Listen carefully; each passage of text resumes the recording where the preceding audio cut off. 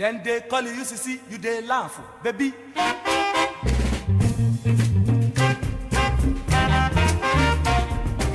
Then they call you UCC, you they shake your waist, yo.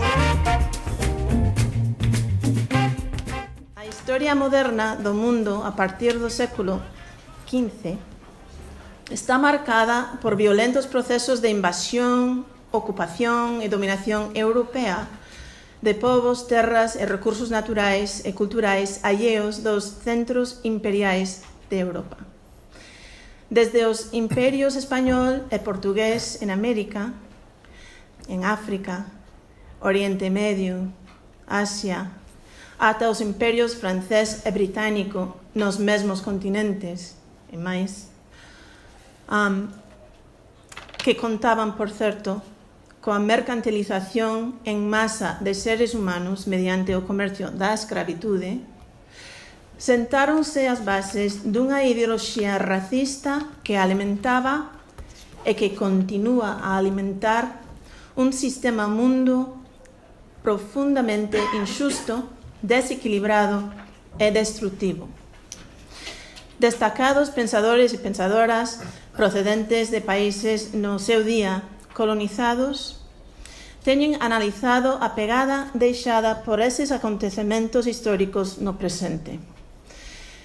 Que aspectos destacaríades vos desas dinámicas do pasado ou incluso de pasados anteriores? E por que pensades que son significativos? En que medida, finalmente, hai continuidade entre o colonialismo de séculos atrás e os movimentos pola autodeterminación nacionalista dos séculos XX, XXI e tal vez XIX. Ramón. En primer lugar, muchas gracias por la invitación.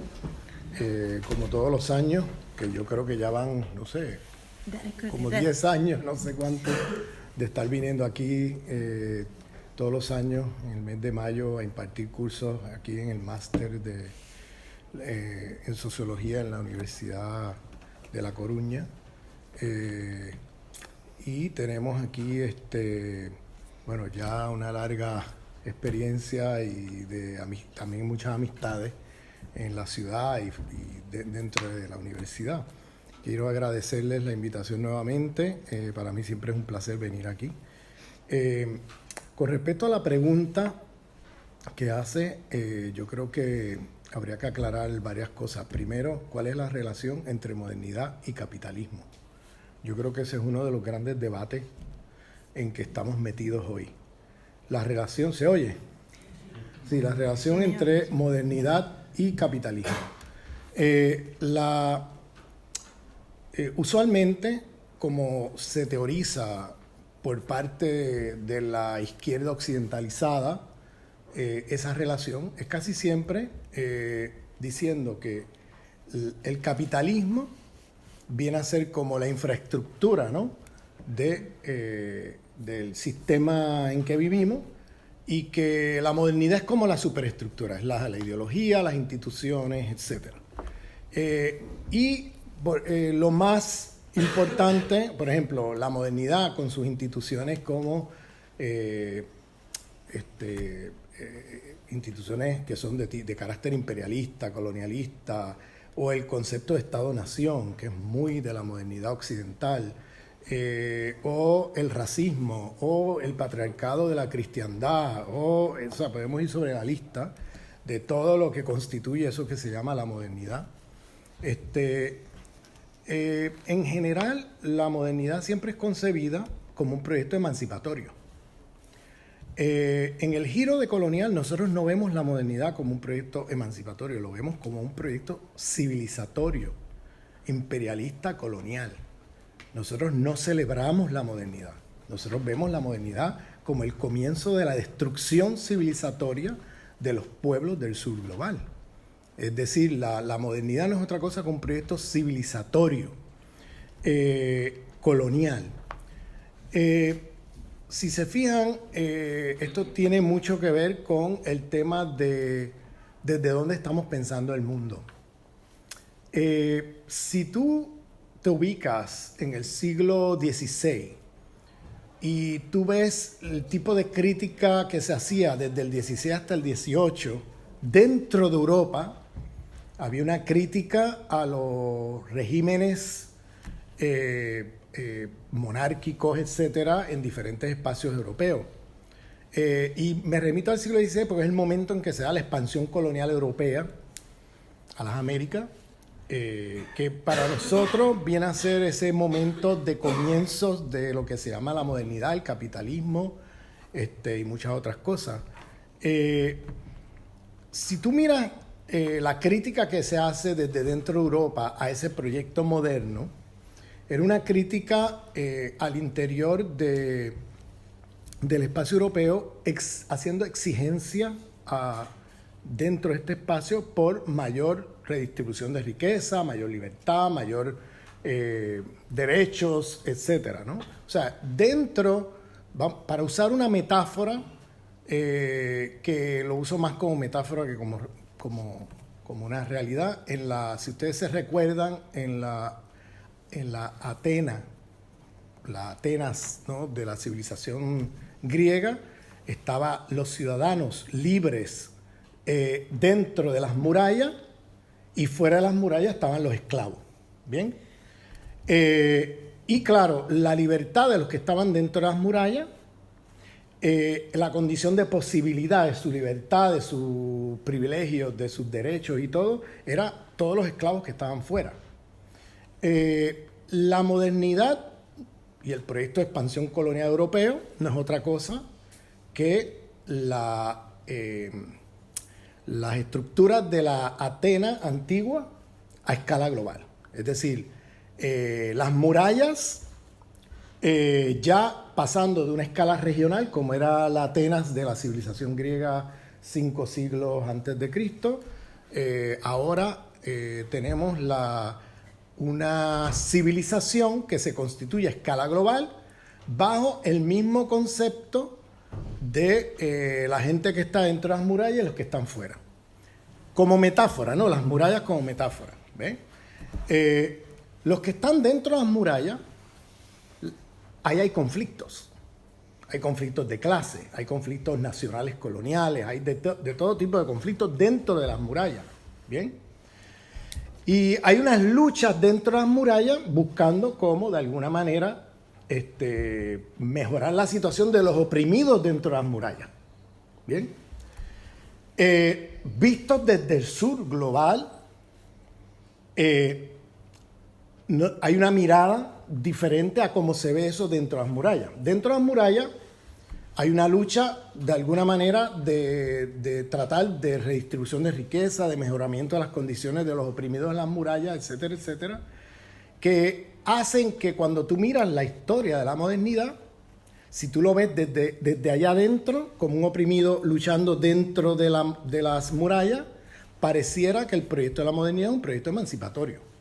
¿Por qué? Porque mejoró materialmente las condiciones de vida de la gente dentro de las murallas, aún los oprimidos, mejoró los derechos ciudadanos de alguna manera, mejoró un mejoramiento, ¿no?, relativo dentro de esas murallas, con todos los conflictos y contradicciones, ¿vale? Pero ¿a costa de qué? A costa de los esclavos y los sujetos colonizados fuera de las murallas. Porque la condición de posibilidad de que dentro de las murallas se puedan hacer concesiones a sus oprimidos dentro de las murallas es la superexplotación de la gente fuera de las murallas. Entonces, cualquier izquierda que hoy día, ¿no?, occidentalizada, casi siempre celebra la modernidad como un proyecto emancipatorio, porque es una mirada de sujetos que han sido oprimidos dentro de las murallas, ¿ven? Y que de alguna manera la modernidad les mejoró la situación. Pero ¿qué pasa? Si no estamos mirando que el mejoramiento dentro de las murallas de un 15% de la población del mundo, ¿no?, a costa del 85% de la población mundial, que son los que están fuera de las murallas, en situación de colonialidad, explotación, superexplotación, porque no es explotación, es superexplotación, que hace que la riqueza que se produce allá se concentre dentro de las murallas y que entonces permite a las élites dentro de las murallas poder hacerle concesiones a sus oprimidos dentro de las murallas. Cualquier izquierda que no se plantee un cuestionamiento o una lucha por tumbar las murallas es una izquierda imperialista colonial. ¿Bien? O sea, ¿por qué? Porque participa de las mismas premisas que los proyectos imperialistas de derecha. Es decir, te estás planteando mejorarte a ti como obrero explotado dentro de la muralla, pero no estás mirando que las migajas que te está pasando tu opresor es a costa de lo que te hace concesiones que no están dispuestos a hacer fuera de las murallas a nadie. Porque la condición de posibilidad de esas concesiones dentro de las murallas es lo que hacen fuera de las murallas. Entonces, si tú lo miras desde el sur global, cuando miramos a esas izquierdas eurocéntricas, coloniales, dentro de los imperios, celebrando la modernidad como un proyecto emancipatorio, y tú lo ves desde el sur global, donde la modernidad no ha sido otra cosa que la destrucción de civilizaciones, el genocidio, la destrucción de seres humanos, la destrucción de la vida, la destrucción de las comunidades, la destrucción de... O sea, estamos hablando ya de dos geopolíticas y corpopolíticas del conocimiento muy distintas. Porque si tú lo ves desde el sur global, esa modernidad que te dio a ti oprimido dentro de las murallas privilegios y mejores condiciones, fue a costa de quitárnoslas al resto del mundo, de pauperizar el resto del planeta. Entonces, desde el sur global, mirado este sistema mundo que se genera a partir de la expansión colonial europea, etcétera, etcétera, el proyecto de la modernidad aparece como un proyecto civilizatorio, no emancipatorio. Es decir, es parte del paquete de relaciones de poder que se expanden a través de la expansión colonial del mundo, a través del mundo, y que son constitutivas entonces de un proyecto de colonización que a nombre de la modernidad y a nombre de progreso y a nombre de civilización y todas estas cosas, no hacen otra cosa que cargarse las otras civilizaciones y los otros pueblos a escala planetaria. Entonces, ya ahí tenemos una visión muy diferente de lo que significa la modernidad. Entonces, la modernidad siempre ha sido un proyecto colonial. Siempre ha estado imbricada con proyectos coloniales. La modernidad es un proyecto de muerte a escala planetaria. Esto, cuando uno lo dice por aquí, a veces suena como a ruido, pero los indígenas del mundo nos lo recuerdan todos los días.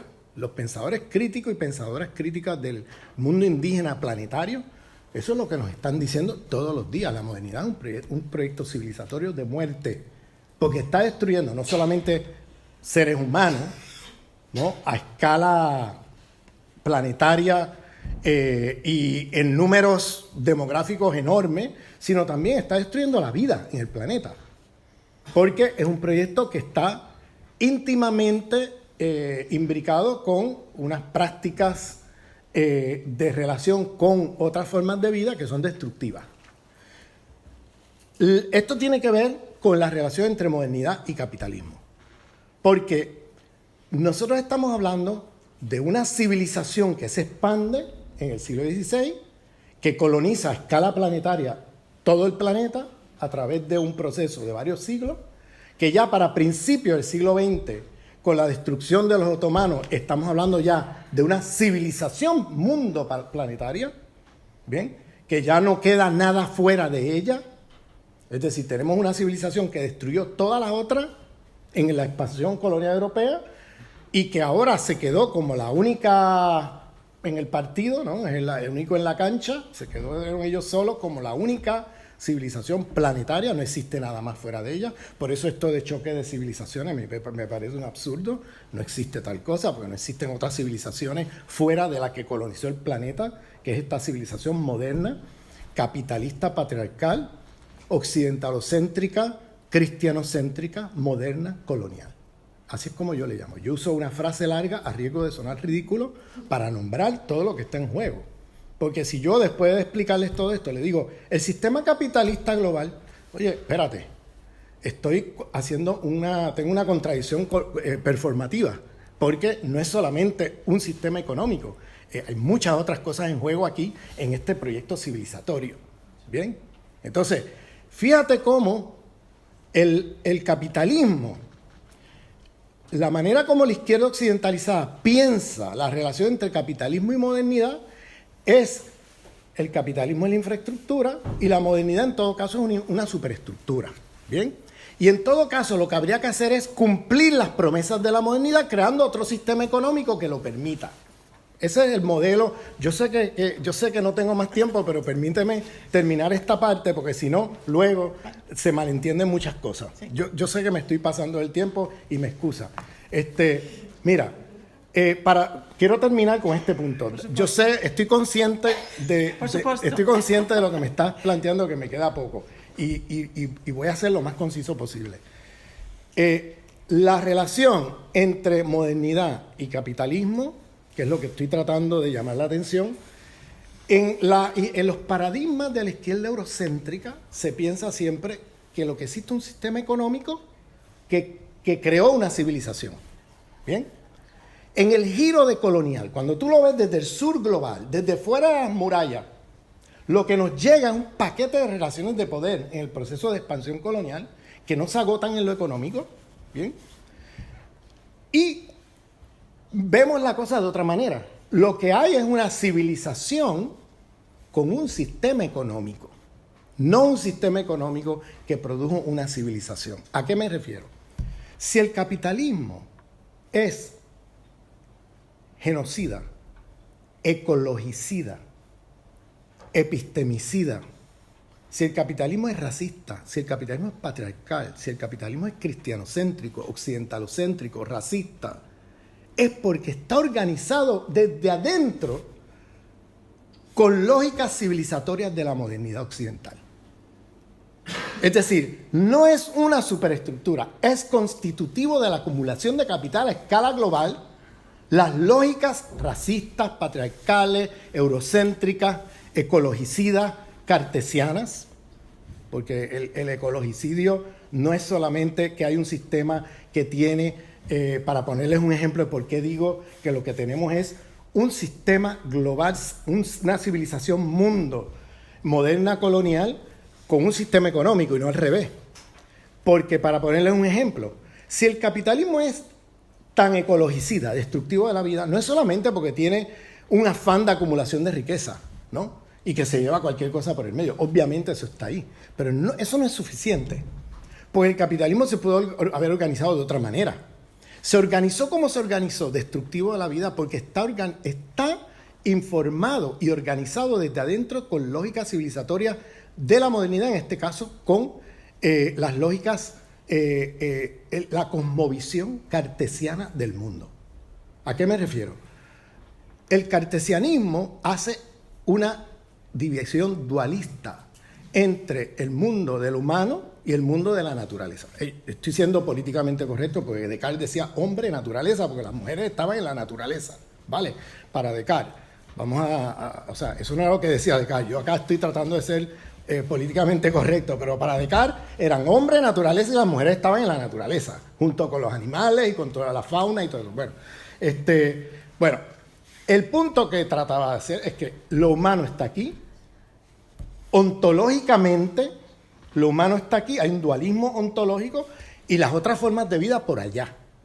Por tanto, toda tecnología tiene cosmología, no hay tecnología neutral. Eso es una gran falacia del eurocentrismo. Toda tecnología tiene cosmología y la cosmología del capitalismo ha sido el dualismo cartesiano. ¿Qué significa eso? Que el capitalismo está organizado desde adentro con la idea de que tú puedes destruir todo lo que está a tu alrededor, todas las otras formas de vida que en Occidente le llaman naturaleza, ¿no? Las puedes destruir, las haces objetos de destrucción y no pasa nada con la vida humana ni con la vida en general, porque ontológicamente en tu cosmovisión tú has pensado que eso es ontológicamente separado de la vida humana. Entonces, llevamos 400 años de tecnología con cosmología cartesiana. Es decir, cada vez que se produce tecnología, Llevamos y metemos allí la racionalidad de cartesiana que mantiene la separación dualista entre vida humana y otras formas de vida. ¿Vale? ¿Qué pasa cuando haces eso? Que cuando produces tecnología informada por la cosmología cartesiana dualista del mundo, ahí está la racionalidad de la destrucción de la vida. Porque has concebido una tecnología que va a destruir todo lo que está alrededor porque tú has pensado que eso no te afecta a ti, ni afecta a nadie más, ¿no? Es como, y además son formas de vida inferiores a la humana, ¿ves? Entonces no pasa nada si las destruimos. ¿Qué pasa si nosotros hacemos un giro decolonial en la manera como pensamos la cosmología, ¿no?, en términos de la relación entre la vida humana y otras formas de vida? Vamos a poner, por ejemplo, que usemos el Pachamama andino de los indígenas, o que usemos el Tawhid del Islam, o que usemos el Ubuntu en África, de los Bantú. En esas cosmovisiones, la relación entre humano y no humano no es una relación dualista, es una relación heurística. Es decir, la vida no humana no está por allá y la humana por acá, sino que todos formamos parte de una relación heurística cósmica. Es decir, estamos todos dentro del mismo cosmos y si tú destruyes aquello allá, te destruyes a ti. Es decir, no existe una ontología dualista donde aquellas formas de vida están separadas de la reproducción de la vida humana, sino que todo forma parte de la producción de la vida. Y si tú destruyes aquello allá, te destruyes a ti. Bien, eso es otra cosmovisión. Bien, eso quiere decir que cuando se produce tecnología con otra cosmología heurística, te permite a ti producir tecnología que lleva dentro de sí la racionalidad de la reproducción de la vida. Porque has pensado tienes una manera de pensar donde tú no estás concibiendo la destrucción de lo que está alrededor, sino que consideras que tienes que tener cuidado en cómo te relacionas con otras formas de vida, porque si no destruyes la vida. Bueno, si ustedes se fijan, ahora llevamos 400 años de tecnología con cosmología dualista cartesiana, destructora de la vida. Pero ahora la civilización occidental, que siempre se atribuye sus éxitos a ellos mismos, y cuando se trata de los fracasos siempre dicen los humanos. Entonces se lo atribuyen a los humanos. Entonces el fracaso ecológico de la civilización occidental es que los humanos somos destructivos de la vida. Mentira, los humanos hemos estado poblando este planeta por miles de años y no hemos destruido la vida. Ninguna civilización en el pasado, por más problemas y críticas que le podamos hacer, ninguna ha sido tan destructiva de la vida como esta, porque ninguna partió de principios cartesianos dualistas como esta, sino que tenían visiones heurísticas. Y eso de que lo humano, somos humanos, destruimos la vida, mentira. La civilización occidental nos está llevando al fin de la vida en el planeta. Entonces, la descolonización no es una opción, es una necesidad. O nos descolonizamos o los días los tenemos contados a escala planetaria, ¿vale? O sea, o nos descolonizamos de estas visiones eurocéntricas y asumimos otro tipo de visión con respecto a estas cosas, o la vida planetaria tiene los días contados. ¿Por qué digo esto? Digo esto porque esto tiene implicaciones no solamente teóricas, esto de que es una civilización que construye, que produce un sistema económico particular, con unas características. Por eso es que si el capitalismo es racista, ecologicida, si el capitalismo es epistemicida, si es patriarcal, si es genocida, si tiene todas estas todo este desastre, es porque está organizado desde adentro con lógicas civilizatorias de la modernidad, no como superestructura, sino como principios organizadores de la economía política y de la acumulación de capital a escala planetaria. Es decir, no como un derivado o un epifenómeno, sino como constitutivo de la propia acumulación de capital.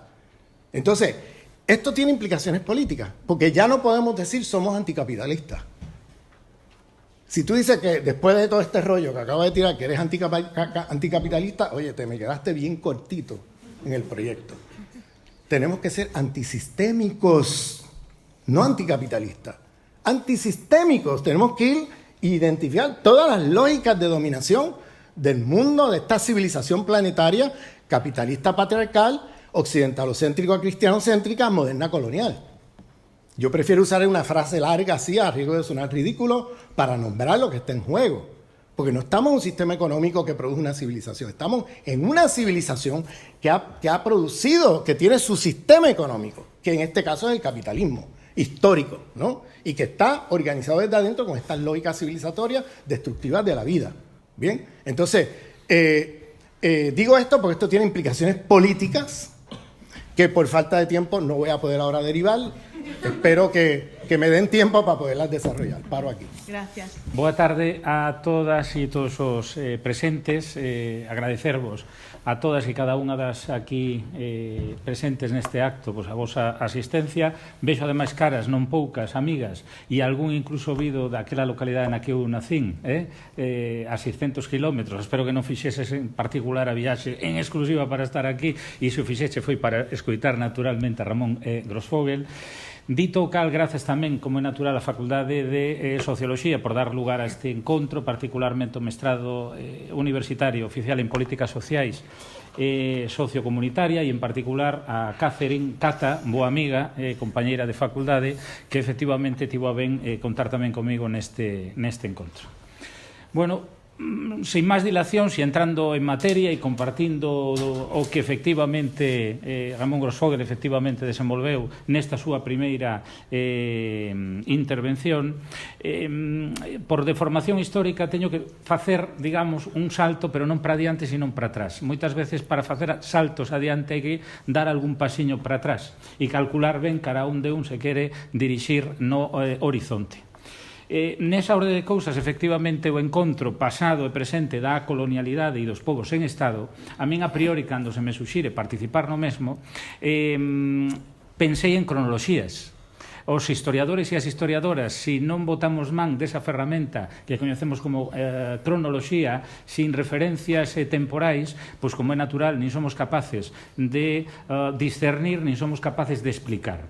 E para discernir e explicar naturalmente, sobre todo do que esa intrahistoria e esa antesala da cuestión colonial, da cuestión imperial barra imperialista, ten para Occidente como epicentro, digamos, de toda esa realidade, que lembrar algo que por sistema nos manuais ao uso sistemáticos, sistémicos, sistemáticamente empregados, efectivamente se obvia, que é justamente a historia do Imperio Romano. Non vou facer aquí, ni moito menos, non é unha especie de amenaza, unha breve historia do Imperio Romano, verdade? E do seu percurso no planeta Terra. Pero sí me gustaría, insisto, deixar por unha banda clara, digamos, a existencia do Imperio Romano como antesala, con epicentro en Occidente de toda esta realidade que abordamos, e lembrar tan só que se un humano de promedio pode vivir 80, 85 anos, vamos a decir, digamos así, o límite nun país europeo como a Galiza, onde a longevidade é unha das nosas características, seica en todo caso até o momento, e falamos igual de 100 anos, lembremos os 500 longos e intensos anos xustamente de existencia do Imperio Romano. E a nós, digo, falando desde Galiza, falando desta nación sin Estado atlántica, isto efectivamente tamén nos deixou unha pegada. Entre outras cousas, quero lembrar como máis de 60 idiomas desaparecen da faz da terra froito do imperialismo romano. E digo isto porque non podemos disociar o termo imperialismo, non podemos disociar o facto colonial, o feito colonial, do que a sustitución lingüística, do que a aculturación, suma e sigue.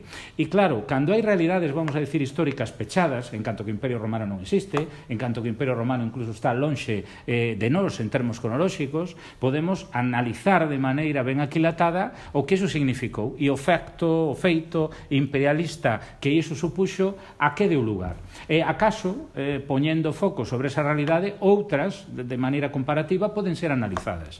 E afortunadamente acaban sendo analizadas, tamén hai que dicilo, por poucos e por poucas, pero algúns efectivamente nos paramos, nos molestamos a facer estudos comparativos a este respecto. Bueno, por iso digo que non é un casual que traia a colación esas máis de 60 linguas, como pouco, que efectivamente desapareceron de todo aquel territorio que efectivamente colonizou desde esa perspectiva imperial, imperialista e depredadora, termo que tampouco se pode disociar a depredación e o concepto e o seu significado do feito imperialista, da cuestión colonial, e como iso pode, como reflexo, traernos ao mundo no que vivimos. Que significa efectivamente o imperialismo como fase superior do capitalismo, como efectivamente no 1917 Lenine desde Rusia, desde esa Rusia insurxente e revolucionaria ensaiou e así a presentou. Bueno, pois efectivamente o que Ramón Rousseau ven de desenvolver e algo do que aquí estou a introducir. Si falamos efectivamente desos 500 longos e intensos anos de dominio imperialista romano, temos que lembrar como efectivamente iso nesta intrahistoria e nesta antesala que quería aquí traer do que xa son, vamos a decir, desde o século XVI ata os nosos días, a evolución desas distintas dinámicas de carácter imperialista. Temos tamén para o caso, sobre todo, peninsular ibérico, que penso que ante todo o que de alguma maneira de min tamén se pedía para este encontro, digamos, do que a cuestión ibérica ou a cuestión imperialista no ámbito da Europa Sur, pois hai que dicir que efectivamente nos atopamos cunha outra realidade que desde o século VIII en diante, e fundamentalmente coa eclosión despois dese matrimonio que en 1492 preside fundamentalmente a expulsión de musulmáns, xudeus, vamos a decir do outro, de calquera que non respondera ao patrón característica central de todo imperialismo, que efectivamente se deseña con capitalidade primeiro en Toledo, tempo andando o tempo Valladolid e finalmente ata os nosos días Madrid, que efectivamente todo patrón que non se deseñe e non pase por estas capitalidades como representativas do que o epicentro desa dinámica imperialista queda excluído.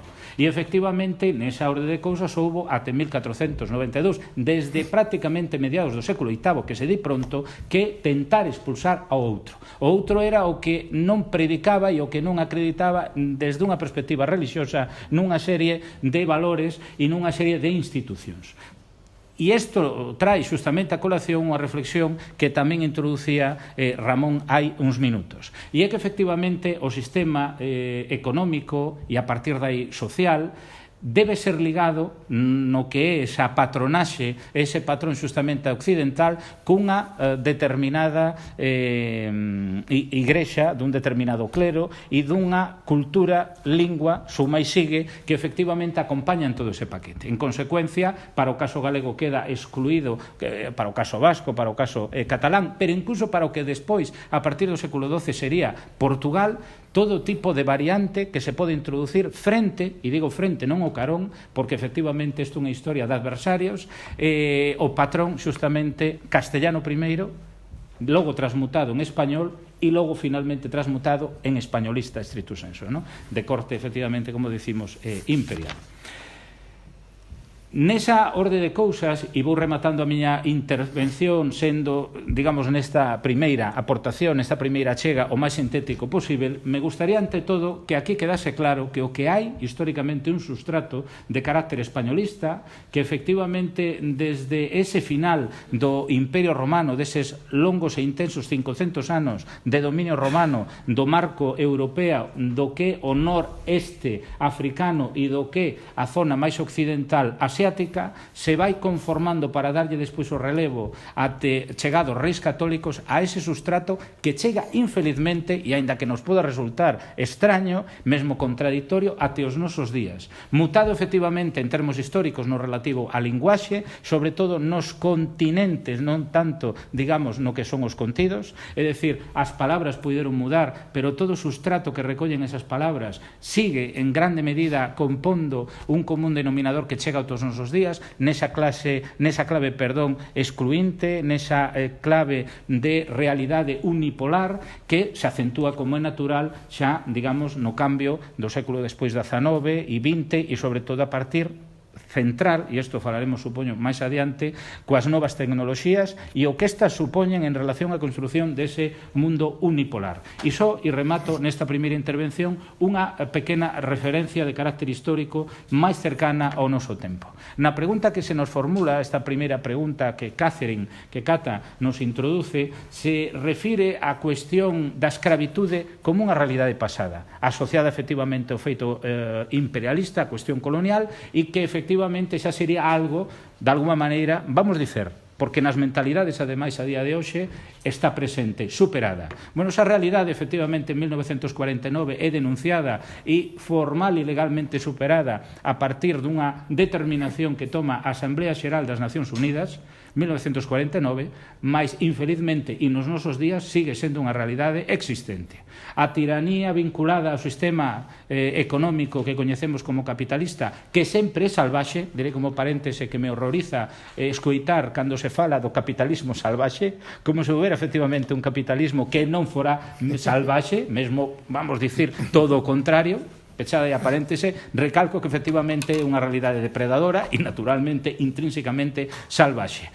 Asociado a ese feito e a ese sistema económico e non só, hai escravitude a día de hoxe. En 1949, digamos que despois da Segunda Guerra Mundial, 39-45, se dá lugar a unha operación de maquillaxe para que fundamentalmente unha potencia, os Estados Unidos de América, pasen efectivamente a ser o novo epicentro a escala planetaria dun novo tempo histórico. Novo tempo histórico con distintas fases até os nosos días. En primer lugar, yo quiero aclarar algo. Cuando yo digo gente dentro de las murallas o fuera de las murallas, o gente... o occidente, no occidente, o zona de ser, zona de no ser, que son las jerarquías sistémicas con las cuales opera el sistema, ¿eh? Esa es la lógica de dominación por excelencia. Yo no estoy hablando de una geografía, ni estoy hablando tampoco de un color de piel. Yo estoy hablando de posicionalidades en relaciones de dominación a escala planetaria en diferentes ejes de dominación, ¿vale? O sea, que pueden ser raciales, que pueden ser patriarcales, que pueden ser en la División Internacional del Trabajo centro-periferia, que puede ser, y que hay un sur dentro del norte y hay un norte dentro del sur. O sea, yo no estoy hablando de una geografía. Esto de occidente en occidente, o son relaciones de dominación de tipo racial o de tipo económico o patriarcal, pero esto no es una geografía, es una posicionalidad en relaciones de dominación. Por lo tanto, tú tienes un sur dentro del norte y un norte dentro del sur. O sea que no estamos hablando de norte-sur en un sentido geográfico o epidérmico. ¿Bien? Estamos hablando de otra cosa. Eso para aclararlo. Ahora, ¿cuáles son las consecuencias políticas de lo que he dicho? El paradigma con que se manejó el socialismo del siglo XX, y todavía mucha gente lo sigue en el XXI, era la idea de que el problema del mundo es un sistema económico que se llama capitalismo. ¿Bien? Y la idea era que todos los otros problemas, como el sexismo, el racismo, el eurocentrismo o todos los otros problemas que podamos nombrar, son problemas derivados de las lógicas de acumulación capitalista, ¿vale? Por tanto, la causalidad del problema se ponía allí. Y todo el siglo XX, el socialismo del siglo XX, es un laboratorio de ese paradigma. ¿Bien? Donde se presuponía que entonces, si la causalidad está en el problema económico y lo demás es superestructura, como derivado, porque la determinación en última instancia era la lucha de clase, la acumulación de capital, el aspecto económico. Si resolvemos lo económico, vamos a resolver lo demás. Ese era más o menos con el paradigma que se trabajó en el siglo XXI. ¿Vale? ¿Y qué pasó? No solamente no resolvieron todo lo demás, ni siquiera se resolvieron el problema que se propusieron resolver inicialmente, que era el problema económico. El problema de la dominación y explotación de clase. Eso no se resolvió. ¿Por qué?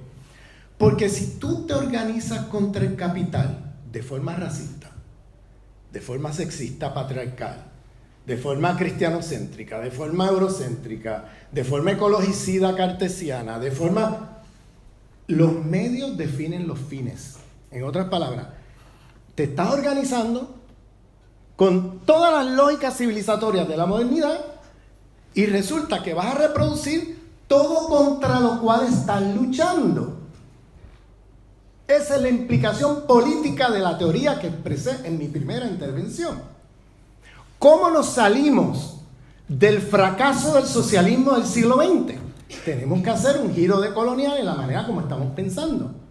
Porque si seguimos con ese paradigma, vamos otra vez a reproducir nuevamente, con todas las mejores intenciones del mundo, todos los problemas contra los cuales estamos luchando. Porque se te mete por la puerta trasera, porque has pensado que el problema es un problema económico, y se te mete por la puerta trasera toda la lógica civilizatoria de la modernidad occidental. Y entonces empiezas a organizarte contra el capital, reproduciendo todas esas lógicas de dominación.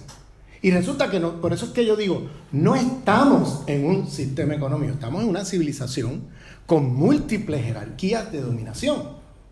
Y una de ellas, obviamente, es la económica. El capitalismo es destructivo de la vida y es un sistema patriarcal, racista y todos los ismos que te puedas imaginar, porque está organizado desde adentro con las lógicas civilizatorias de la modernidad.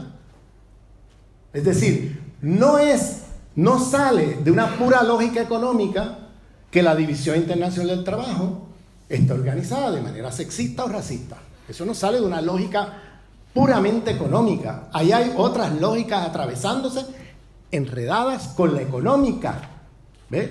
Entonces tú puedes venir y hacer un formalismo, que es lo que se hace muchas veces en ciertas teorizaciones marxistas, y decir, pues mira, el capitalismo es un sistema económico de explotación que va ahora a busca la acumulación de capital, las ganancias como prioridad, bla, bla, bla, y todo lo demás queda funcionalizado allí. ¿Ven? Pero ¿qué pasa? El problema con esa formulación es que subestima el peso civilizatorio que tiene la modernidad sobre la manera como se construyó el capitalismo. Y eso tiene implicaciones no solo teóricas, sino políticas. ¿Por qué? Porque entonces cuando vas a luchar contra ese monstruo, te crees que tiene una sola cabeza y tiene como 15 cabezas. Porque son un paquete de relaciones de dominación en el plano de las estructuras de conocimiento, en el plano de las relaciones de género, de las relaciones de sexualidad, de las relaciones de clase, raciales, de la manera como nos relacionamos con otras formas de vida. O sea, podemos ir sobre la lista y hay como 15 cabezas ahí, como 15 cabezas, no hay una sola. Pero el paradigma del socialismo del siglo XX pensaba que era una sola y con esa lo demás se resuelve. Y por eso es que estoy planteando la urgencia de un giro decolonial en la manera como estamos pensando la cartografía del poder de la economía política del sistema mundo. Porque la cartografía de poder de la izquierda occidentalizada reduce todo a la ontología del trabajo. Y cuando tú reduces todo a la ontología del trabajo, te cargas todas las otras jerarquías de dominación del proyecto civilizatorio. Y al hacer eso, tiene consecuencias políticas, porque entonces se te mete por la puerta trasera todas esas lógicas de dominación y terminas tú reproduciéndolas con las mejores intenciones del mundo. Y terminas reproduciendo todas las jerarquías de dominación contra las cuales estás luchando. Y resulta que te propusiste terminar con el sistema económico y terminaste con capitalismos de Estado e incluso en muchos lugares hasta capitalismos neoliberales en muchos lugares, ¿no? La misma izquierda, ¿no? Entonces, por eso estoy llamando la atención a que tenemos que tener otra manera de pensar la relación entre modernidad y capitalismo. Tenemos que tener otra manera de pensar la relación, ¿qué es el capitalismo? Porque el capitalismo es el capitalismo histórico, no es el capitalismo del primer tomo del Capital, que es una abstracción, y el mismo Marx lo dice, que eso es una abstracción. El capitalismo, ¿se acuerdan de aquella expresión de aquella en el siglo XX, del socialismo realmente existente? ¿Tú te acuerdas de eso? Que decíamos, no es el que nos imaginamos, no es el que deseamos, es el realmente existente, que es autoritario, que es esto, que es aquello, ¿verdad? En aquella crítica que se hacía. Pues yo hablo ahora del capitalismo realmente existente, no el que nos imaginamos, no el que escribió Marx en el primer tomo del Capital, el abstracto, no, el realmente existente, el capitalismo histórico. El capitalismo histórico es una producción de la modernidad, de una civilización. Y por tanto, la consecuencia política que tiene, lo que estoy planteando, es que necesitamos entonces un proyecto no solamente anticapitalista, sino antisistémico. ¿Qué significa ser antisistémico? Significa que tenemos que abordar todas esas jerarquías de dominación si no queremos volver a reproducir el monstruo de 15 cabezas otra vez. Eso tiene implicaciones teóricas y políticas. Y por eso es que el giro decolonial, para nosotros es fundamental hacer ese giro decolonial en los paradigmas eurocéntricos con que hemos manejado la cartografía de poder del sistema mundial por parte de la izquierda occidentalizada. Tenemos que hacer un giro decolonial para poder hacer visible que la cartografía del poder no se compone de una sola o dos jerarquías de dominación, sino que hay como 15 allí. Y que hay que tenerlas bien presentes y bien, como te digo, identificadas y desarrollar una lucha en todos esos frentes. Porque de lo contrario, lo que estás haciendo es, es como la hidra de 3 cabezas. ¿Tú te acuerdas de aquella cosa de la mitología griega? Que cortabas una cabeza, pero volvía y crecía la cabeza. Tenías que cortar las 3 a la misma vez, porque si no, volvía y crecía el monstruo otra vez. ¿Tú te acuerdas de eso? Pues algo así. La civilización capitalista patriarcal, occidentalocéntrica, cristianocéntrica, moderna colonial, que es así como yo lo nombro, es como una hidra de 15 cabezas. Y si tú te vas y tumbas una nada más y dejas las otras allí, vuelve y le crece la cabeza a la que tumbaste, ¿no? Entonces hay que ir contra todas. Por eso hay que ser, ya no es suficiente ser anticapitalista, hay que ser antisistémico. Antisistémico. Colonizar por la fuerza de maneira imperial e regrada, é dicir, de xeito xurídica, administrativa e politicamente formalizado, quedou deslegitimado e condenável coa ratificación no ano 1960 da Declaración sobre a concesión da independencia aos países dos povos coloniais. Eso por a uno. Porén, cada vez máis analistas das dinámicas políticas socioculturais e, que decorren, ¿no? Analizan estas políticas e procesos socioculturais coloniais que decorren dentro dos estados e entre eles, ¿no?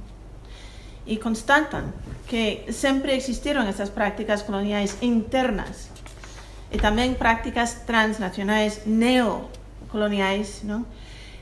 Nos nosos tempos. Entón, se estades de acordo con iso, que formas adoptan esas prácticas e que formas adopta, por exemplo, a colonialidade, e aquí me refiro ao uso que fai principalmente Aníbal Quijano. Comparto ao 100% que efectivamente o capitalismo e o desenvolvemento deste no longo tempo acaba convertíndose claramente nunha civilización.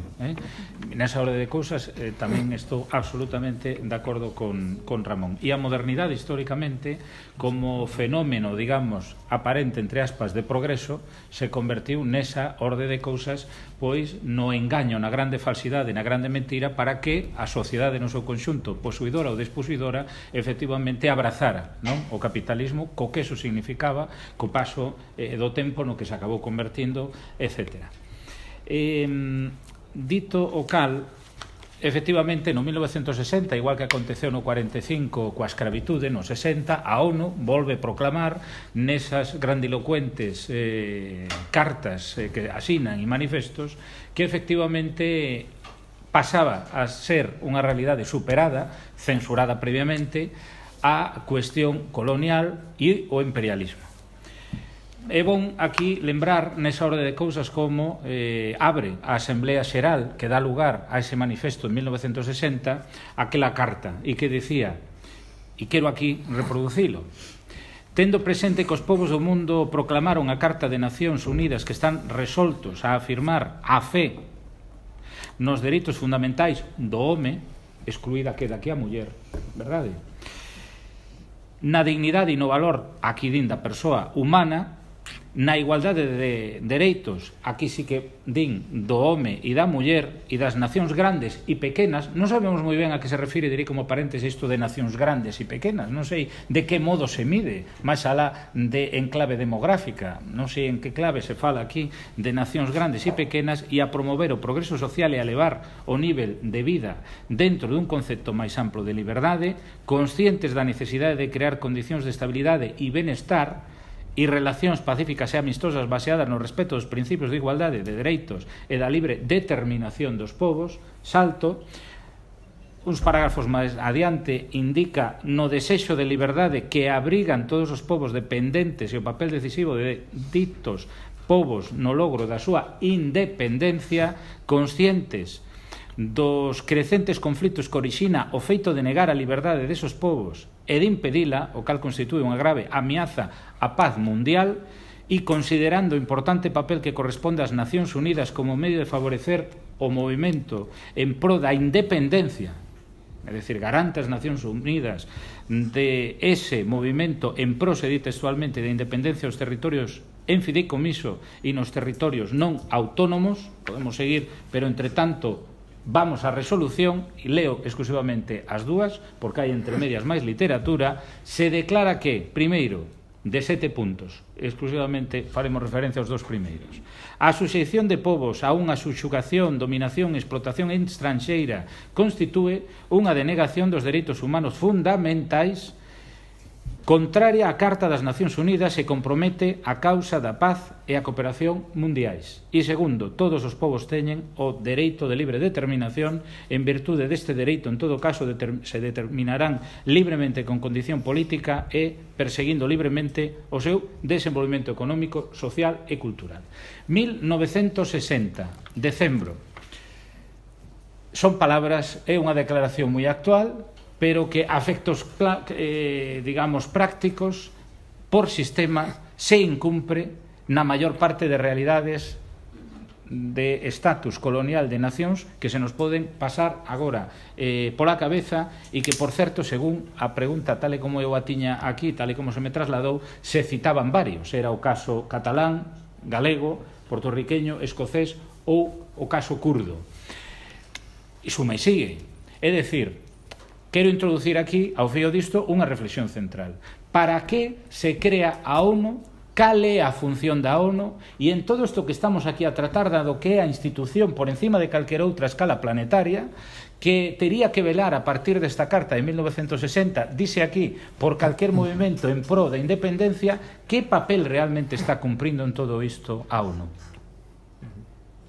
Ligado a todo isto, introducir ao fío do que preguntaba Cata, da formulación xeral que se nos apresentaba, que responsabilidade teñen as sociedades que amparan o feito colonial e que integran aquela parte dentro desa relación desigual de forza, esa parte que exerce a tiranía en clave imperialista sobre aqueles territorios non poucos que efectivamente teñen colonizados. A min esta é unha pregunta que me gustaría que despois se puidera co público aquí presente debatir. Cal é a responsabilidade dese, entre aspas, en abstracto pobo que efectivamente dá lugar a gobernos que tiránicamente tratan a aqueles outros povos, nacións, grupos humanos diferenciados, colonizados a partir desa dinámica imperialista que protagonizan os seus gobernos co seu beneplácito? Isto é unha cuestión central que efectivamente, desde unha perspectiva, por exemplo, de clase, pero tamén de xénero, ou relativa a cuestión medioambiental, dá lugar, ou debera dar lugar a moito debate. Cal é o común denominador desde unha perspectiva de clase a escala planetaria entre aspas, nese abstracto pobo, traballador, daquela potencia que tiránicamente trata a unha nación colonizada e que naturalmente na inmensa maioría está conformada por un pobo, por unha clase traballadora? Onde quedou nesa orde de cousas, dito de outra maneira, a formulación clásica do internacionalismo proletario? E, só por último, nesa orde de cousas, o marxismo, tal e como se introducía a partir dos ensaios que históricamente se desenvolveron en clave socialista no mundo, está esgotado ou non? Eu, obviamente, digo que non. e que, en todo caso, os fracasos son imputáveis desde esa perspectiva aqueles que protagonizaron os seus ensaios, sendo, ao meu ver, exemplos aqueles afectos prácticos, ensaios desenvolvidos de que primeiro eso era posible, ata onde deu lugar, non, a desenvolverse aqueles modelos, e que en todo caso eran moi perfeccionables, pero digamos, foron ensayados, foron posíveis e, en todo caso, son imputáveis os erros a quen corresponda por parte desos ensaios, pero non, digamos, ao inspirador ou a inspiración, digamos, que precede, digamos, esos ensaios. Estou falando de Marx a 150 anos do Capital, da propia figura de Marx a 200 anos do seu nacimento e de todo aquilo ao que deu lugar, e remato con isto, para que, ao meu ver, en 1960, mesmo a ONU, outra cousa que iso quedara no formal e a efectos reais máis alá daquelas nacións que, por certo, na maior parte dos casos a partir da vía armada conseguiron a independencia, efectivamente viran un novo estatus, non? Para efectivamente a partir de aí construir un novo Estado. Estou falando fundamentalmente das nacións sin Estado, do así denominado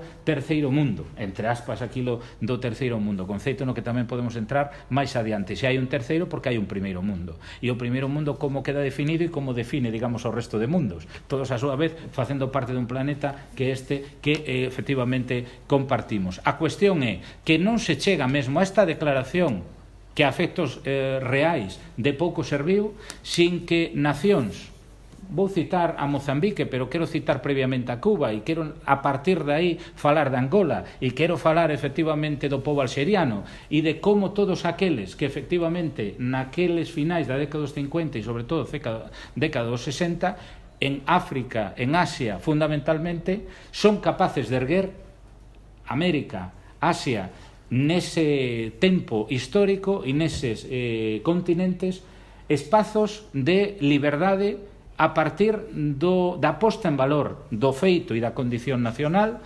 denunciando o imperialismo, denunciando o sistema económico e non só que está asociado ao imperialismo, e algo que me parece central recobrar para os tempos que corren, que é o poder, o concepto de poder popular.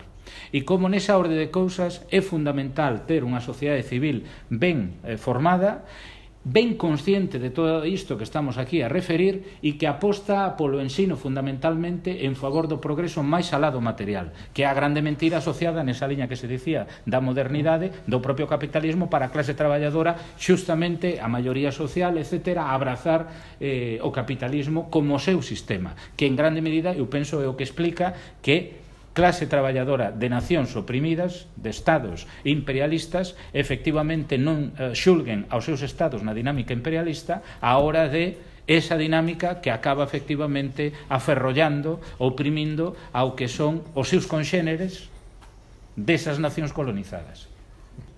Parte de lo que nos ocurrió en el siglo XX y nos sigue ocurriendo en el XXI es que no hay proyecto de izquierda con epistemologías de derecha. O sea, eso es mutuamente excluyente. Tú no puedes tener un proyecto de izquierda reproduciendo toda la epistemología occidentalocéntrica, eurocéntrica, patriarcal, capitalista de la derecha. Y eso es lo que pasa en gran medida con los paradigmas de la izquierda eurocéntrica occidentalizada, que vuelve a repetir otra vez todo el esquema contra el cual estás luchando en el plano epistemológico. Y eso tiene consecuencias políticas. Pongo un ejemplo. Cuando se plantea los movimientos de liberación nacional del tercer mundo, ¿no? Antiimperialistas, anticoloniales, que hacen luchas de liberación nacional en gran parte del mundo a través de guerras de liberación nacional, que conquistan su independencia y todo eso. A la hora de ahora construir algo nuevo frente a ese mundo colonial, imperial que se enfrentaron, vuelven otra vez a reproducir los esquemas tradicionales del mundo eurocéntrico, occidentalocéntrico, imperialista contra el cual estaban luchando. Te pongo un ejemplo. El concepto de Estado-Nación. El concepto de Estado-Nación es un concepto, primero que es una gran ficción eurocéntrica que no existe ni siquiera en el país quintesencial de Estado-Nación, el modelo que es Francia. Mira los problemas que tienen los franceses con el tema de las diferencias de los diferentes pueblos dentro de su territorio. Los problemas brutales. Ese esquema es el que se globaliza a través del mundo como el esquema de autoridad política de la modernidad occidental, y que luego los movimientos de liberación nacional van a repetir. Entonces volvemos al esquema de un Estado con una identidad que se supone que corresponda de uno a uno con la identidad de un pueblo. Eso no existe en ninguna parte del mundo, pero en ninguna. Y eso ha creado más problemas que soluciones. Entonces vamos ahora a luchar por la liberación de los pueblos, metiendo ahí ahora una forma de autoridad política obsoleta, que es la misma que nos ha oprimido a todos los pueblos, naciones oprimidas del mundo, naciones dominadas, y ahora venimos y la hacemos otra vez nosotros, ¿no? Y construimos ahora otro Estado-nación que va ahora a hacer exclusiones internas frente a otros pueblos en nuestros territorios. Y eso pasó con los movimientos de liberación nacional del siglo XX. Terminaron reproduciendo colonialidades contra las cuales lucharon, contra los imperios, y ahora vuelven e instauran la misma forma de autoridad política que los oprimió a ellos, pero ahora oprimiendo a otros para adelante. ¿Por qué? Porque el paradigma, es decir, tienes un proyecto de izquierda con epistemología de derecha, tienes un proyecto de izquierda con epistemología eurocéntrica. Entonces, fíjate, los movimientos indígenas de América Latina hoy, en lugares como Ecuador o como Bolivia, que se plantean que se plantearon la idea y el concepto de sociedades plurinacionales, que no tiene nada que ver, como he dicho 100 veces en mis videos, con la noción de plurinacionalidad que se maneja aquí por Podemos, ¿vale? O sea, no tiene nada que ver. Podemos ha hecho una traducción de esos conceptos de plurinacional de los movimientos indígenas en América Latina, pero realmente de lo que ellos están hablando es de multiculturalismo liberal. Es decir, yo te doy migajas para que tú brinques y bailes en tu carnaval, pero aquí sigue mandando Madrid. No te equivoques. Ese es el concepto que ellos manejan. Eso no tiene nada que ver con el concepto de plurinacional de los movimientos indígenas en América Latina, pero nada que ver. Entonces yo aclaro esto porque se han apropiado de un concepto, pero el contenido que usan ellos aquí es realmente multiculturalismo liberal, pero como eso suena tan problemático, sobre todo cuando miras lo que es eso en Inglaterra o Estados Unidos, pues para sonar progre usan plurinacionalidad de los indígenas de América Latina, pero le quitan todo el contenido, porque el contenido de plurinacionalidad de los indígenas de América es cómo podemos diferentes naciones tener soberanía propia y desde allí decidir cómo vivimos, si vivimos juntos o separados, ¿vale? Y si vamos a vivir juntos dentro de un solo Estado, salirnos de la ficción del Estado-nación, de que hay una nación, un Estado, una población, y empezar a reconocernos que aquí hay muchas naciones. Y si vamos a vivir dentro de un Estado, entonces tenemos que negociar horizontalmente tanto las formas jurídicas que vamos a tener con respecto a nuestras propias poblaciones, sino también las formas de cómo ser y estar en el mundo, qué tipo de democracia, qué tipo de economía, etcétera, etcétera, etcétera. Eso es lo que está en cuestión. Han cambiado constituciones en América Latina, en Ecuador y Bolivia en esta dirección, y claro, todo el debate y toda la lucha hoy es la izquierda occidentalizada con sus dificultades de poder entender e implementar eso que está ya aprobado en su constitución, que los pueblos indígenas les reclaman y dicen, oye, pero eso ya está aprobado allí, ¿por qué no se implementa? Y entonces ahí está todo el debate ahora mismo en Bolivia y en Ecuador. Pero, otra vez, paradigma de la izquierda occidental. Cuando yo digo izquierda occidentalizada, vuelvo y repito, no es una geografía. Tú puedes ser izquierda occidentalizada con un rostro negro, o con la cara de un indígena, o con la cara de un hindú. O sea, no es una pigmentación ni una geografía, es una manera de ser, estar y pensar el mundo. De eso es que estoy hablando. Tú puedes ser izquierda occidentalizada en África, en el centro de África, con un rostro negro. Estoy hablando de una manera de pensar, de ser y estar en el mundo. De eso es que estoy hablando. Y lo aclaro porque no quiero que se entienda como que estoy hablando de una geografía o una pigmentación. La izquierda occidentalizada existe en todas partes del planeta hoy.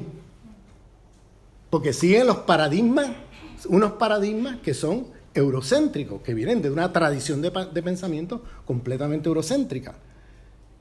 Entonces, ¿qué pasa? Tú extrapolas ese paradigma a otras partes del mundo y terminas mirando el mundo con los lentes eurocéntricos que no te permiten entender tu propia realidad. Porque tu propia realidad no fue pensada por esos conceptos o conceptualizaciones eurocéntricas. Entonces, ¿qué hicieron? Reprodujeron los movimientos de liberación nacional el concepto otra vez de Estado-Nación. Y volviste y metiste allí la idea de Estado-Nación, un Estado, una nación, una población, y empiezas a reproducir nuevamente colonialidades dentro de tu territorio, ahora a nombre de un país antiimperialista, anticolonial y todo eso. Y vuelves y reproduces los problemas contra los cuales estaban luchando. Entonces, digo esto porque es fundamental, si vamos a plantearnos un proceso de liberación nacional en diferentes espacios, incluyendo dentro de territorios que hoy llamamos aquí Europa, sea Cataluña, sea Galicia, o sea Euskadi, o sea, donde sea, no volver a reproducir las mismas estructuras que te oprimieron. No volver a reproducir ese esquema.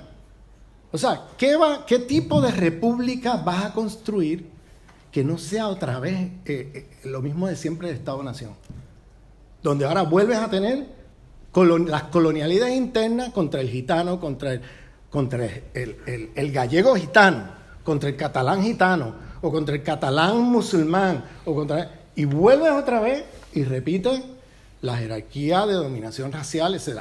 La descolonización tiene que ir en dos direcciones. Descolonización frente al poder que te oprime, pero descolonización de cara adentro de los movimientos mismos, porque si no, en el nombre de la liberación, vuelve y repites todo el esquema de las estructuras de dominación que te han estado oprimiendo a ti.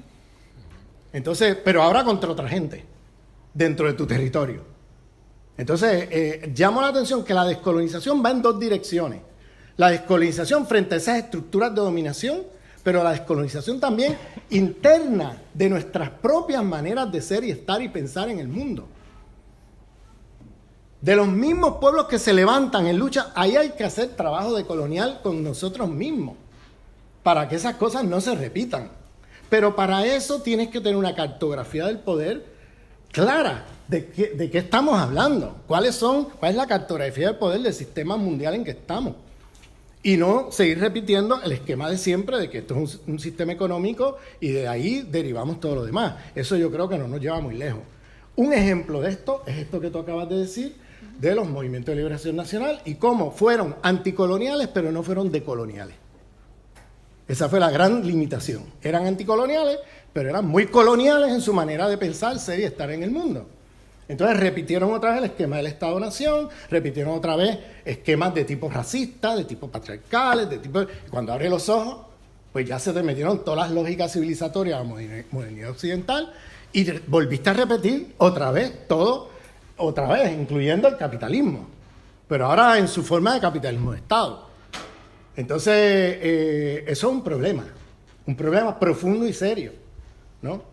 Y entonces, volviendo a la pregunta inicial tuya, Celso, cuando estamos hablando cuando yo hablo del tercer mundo, que hablo de estructuras neocoloniales hoy, para mí hay las élites. Por ejemplo, China hoy es una élite occidentalizada, insertada en el... O sea, que para mí, Occidente en Occidente no es una pigmentación ni una... o no es una geografía. Tú tienes élites occidentalizadas en África con un rostro negro, haciendo lo mismo que hacían los imperialistas occidentales allí. O tienes unas élites occidentalizadas en la India de carácter hindú, haciéndole a los demás lo que hacían los británicos allí.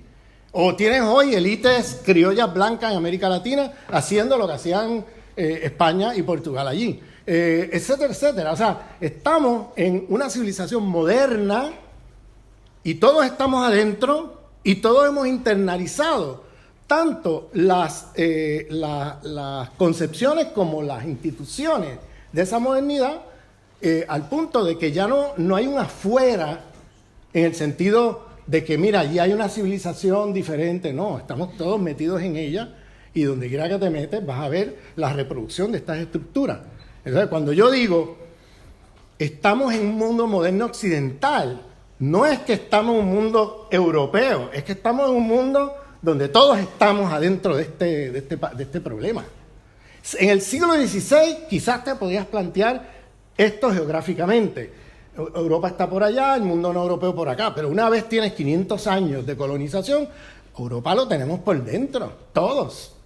O sea, el proyecto moderno, europeo, occidental, imperialista, colonial, lo tenemos todos metidos por dentro, por todos lados. Ya no podemos decir que eso está por allá. Eso está dentro de nuestros cuerpos y nuestras mentes. Y está en las mismas estructuras de dominación en las cuales estamos insertados por todos lados. Por eso hablo de una civilización planetaria en la cual todos estamos metidos. ¿Por qué lo nombro?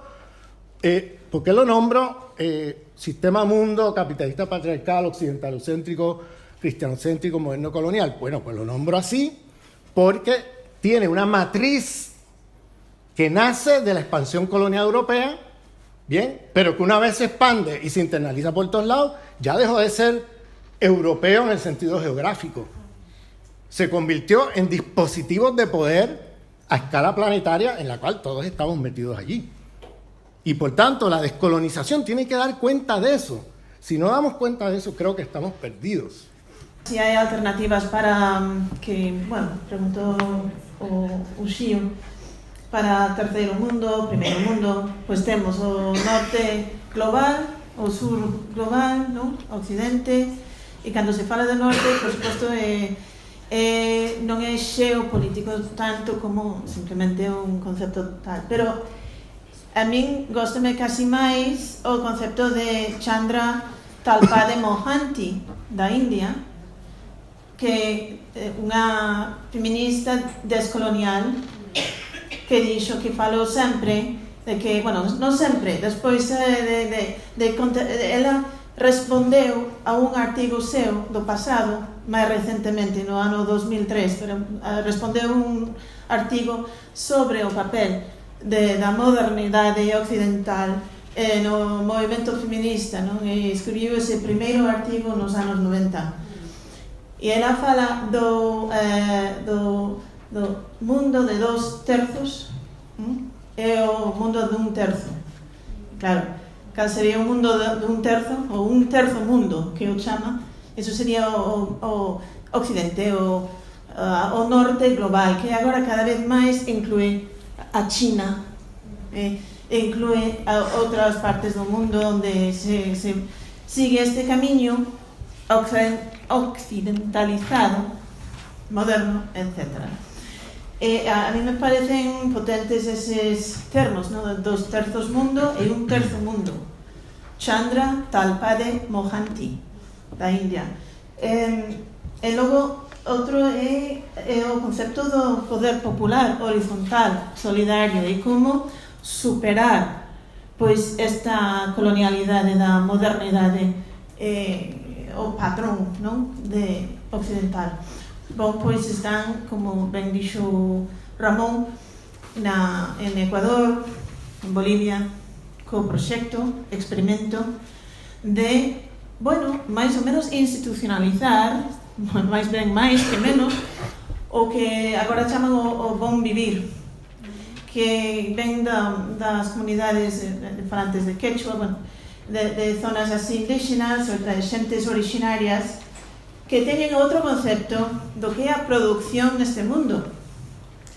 Non é o concepto que fixo nin Marx, non? E moito menos os capitalistas, que, bueno, aí coinciden Marx cos capitalistas, non? En que onde se coloca ou onde se lle asigna un valor de algo neste mundo é nos produtos dos esforzos humanos. E explotar esa producción do ser humano a todo máximo, exprimirlo para sacar beneficios para quien detente o que teña os modos de producción, que é propietario, non? Para que esa persoa, o grupo, teña máis poder e máis beneficios sobre os demais seres que son subalternos, desestimados, e o valor da súa productividade desestimado ese valor Bueno, entón, o que fan o que están a contribuir estas ideas originarias é que o poder da reproducción humana é un valor primeiro, é o primeiro valor, porque non pode haber produción sen a reproducción dos seres humanos non que fan eses produtos. Entón, é revalorizar a reproducción. E como se reproduce? Mediante os cuidados. E quen principalmente nesta terra se encarga dos cuidados? Pois a man de obra non remunerada en termos capitalistas, senón man de obra doméstica, inmensamente femenina. En relación a efectos prácticos o socialismo ensaiado e a responsabilidade que cada quen viña a ter en que ese ensaio non se desenvolvera, vamos a decir, gratificantemente, como tivéramos querido tantas e tantos, non? Chegando até os nosos días como modelo, digamos, alternativo a esta realidade sobre a que estamos poñendo foco, e tentando, digamos, unha autocrítica. Eu non teño nada que ver con aquel, en todo caso, fracaso final daquel modelo, pero vamos a situarnos nese foco.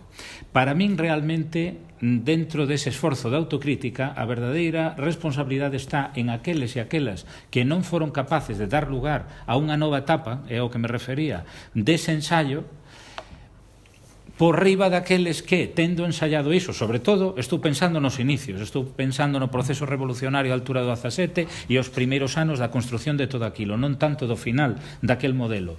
Sería injusto responsabilizalos e responsabilizalas de que ese modelo, ao fin, logo de décadas, acabara sendo fracasado e, efectivamente, incurrira en dinámicas que estaban a ser criticadas por parte daquel modelo frente ao que se naceu. Referíame a iso en particular, compartindo co que expuñas, Adrián, anteriormente en relación a este asunto. E simplemente unha reflexión, que é unha idea que traía para unha das cuestións que máis adiante se nos van formular, pero que prefiro xa adiantar a partir da tamén interesantísima novamente reflexión ou reflexións que Celso ven de desenvolver. Eu penso que, se efectivamente, e na liña do que aquí como común denominador nos nosos contributos estamos referindo, falamos de como o capitalismo se converte, digamos, nunha civilización e hai que enfrontar esa realidade a escala global, porque esa é unha realidade global, o que da cuestión xustamente está, ao meu ver, no que agora, ao final, comentaba a maiores de outras reflexións tan interesantes, refería Celso. Como sermos capaces a escala global de combatir xustamente esa realidade. O que sería ensayar desde unha perspectiva local, chamémoslle así, barra nacional, digamos, esa grande realidade que coñecemos nun estadio histórico como globalización, sería simplemente unha especie, permíteseme a reflexión, de pasatempos. Podemos efectivamente acreditar e creer que estamos efectivamente a efectos prácticos contribuindo a queda, a finalización de toda esa realidade civilizatoria, pero a efectos prácticos non estaríamos a conseguir máis que a perpetuidade, digamos, dese proceso e desa realidade. Porque cando nos tentamos efectivamente combater esa realidade, digo nos nese plural tamén, de homes, de mulleres, de diversas nacións, de diversas etnias, etcétera, etcétera, toda esa realidade que temos enfrente, ben compactada, ben galvanizada, na liña do que indicaba anteriormente Celso, o que fai é reproducirse. E nós non somos capaces na mesma, digamos, rapidez e coa mesma cadencia de non só reproducirnos, sino superar, digamos, o ritmo de reproducción do propio sistema, non? Entón, aquí a cuestión é como, nese sentido, gañar tempo ao tempo. Porque isto é unha cuestión tamén de tempo. Isto é unha cuestión de como, por eso facíamos antes, digamos, esa reflexión sobre Imperio Romano, 500 anos como tal imperio, máis antesala, 500 anos desde o final do século XV e o inicio desde Europa dese proceso de colonización, e suma e sigue. E nós, canto tempo levamos de pugna, digámoslo deste modo, frente toda esa realidade? 500 anos? Non. E menos a escala global. É dicir, o tempo de vantaxa que efectivamente nos leva todo ese grande monstro, digámoslo así, efectivamente hai que telo presente, sobre todo para non caer derrotados no intento. En mis debates con Wallerstein y Giovanni Arrighi, yo trabajé con ellos por varios años en la teoría del sistema mundo. Yo siempre le preguntaba a ellos, ¿por qué para ustedes el sistema mundo y la lógica que articula el sistema mundo es la lógica de acumulación de capital capitalista? Yo siempre hacía esa pregunta. ¿Y por qué esa es la única? Y me decían, la respuesta era la siguiente. Porque lo nuevo que nace a partir de la expansión colonial europea al mundo es una nueva lógica de acumulación de capital, que es lo que determina la historia en los últimos 500 años. Esa era su respuesta. Y yo le preguntaba a ellos, pero ¿y el racismo? ¿Y el patriarcado de la cristiandad? ¿Y la dominación de la cristiandad sobre otras espiritualidades en el mundo? ¿Y el eurocentrismo? ¿Y las formas de la cristiandad de dominación de sexualidad y género? Y, o sea, yo le hacía una serie de preguntas y la respuesta era, pero es que eso ya existía. Eso ya existía. Y me decía Giovanni Arrighi y Manuel Wallerstein. Es que eso ya existía, eso no es nuevo, eso estaba ya ahí. Y yo, pero ¿estaba dónde ahí? Bueno, en Europa. Espérate. Atención, un momento. Que eso estuviera en Europa no quiere decir que eso estaba en las Américas, o en África, o en Asia. ¿Vale? En otras palabras, que esas relaciones de dominación estuvieran en la historia local europea por miles de años no quiere decir que eso estaba en el resto del mundo. La falacia del eurocentrismo es pensar que la historia local europea es historia mundial. Es una falacia esa idea. Entonces yo le decía a ellos, si no es el caso que eso estaba allí, en el resto del mundo donde llegaban los europeos, y que eso se impone como proyecto imperial colonial, todas esas lógicas de dominación, es decir, la modernidad y el capitalismo nacen el mismo día. No es que uno vino primero y otro después, es que llegaron imbricados con todas esas lógicas de dominación. Entonces, si eso es así, ¿por qué ustedes no incorporan como parte de las jerarquías del sistema mundo las jerarquías raciales, las jerarquías patriarcales, las jerarquías de conocimiento, las jerarquías espirituales, todo el paquete de relaciones de poder que constituyen esta civilización moderna, capitalista, patriarcal, etcétera, etcétera? Y claro, la respuesta que ellos me daban era, se quedaban ahí mudos, porque no sabían qué decirme ahí.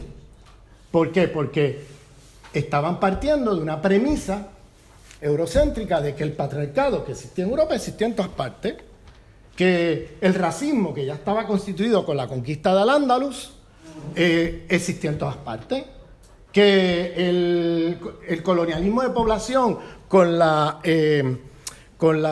encomienda que comienza no en las Américas con los indígenas, sino acá con los musulmanes en la conquista del Al-Ándalus, que hoy le llamamos colonialismo de población, ¿no? A eso, todo eso, pues ya, como te digo, era nuevo, y por tanto no era nuevo, que eso ya estaba allí. Las lógicas patriarcales de la cristiandad. ¿Qué pasa? Yo le decía a ellos, si cambiamos la geografía de la razón, si en lugar de ver a Europa expandiéndose desde Europa, nos localizamos en el otro lado y vemos a Europa llegando,